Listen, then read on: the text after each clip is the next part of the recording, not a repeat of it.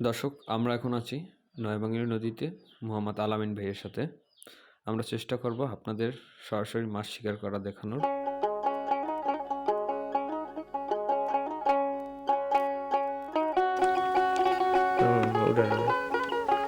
মাশাআল্লাহ, প্রথম সাইজের মাছ এত ধার দিয়ে বেজে গেছে।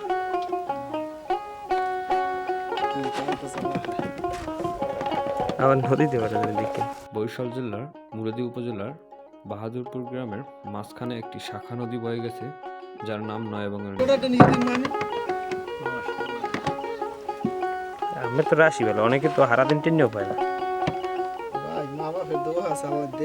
মাশাআল্লাহ,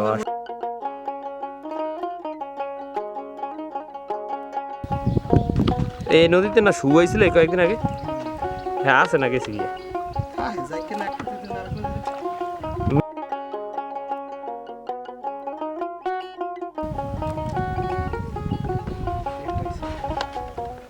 ও মাশাআল্লাহ, তিনটে পাইলেন। আজ দেন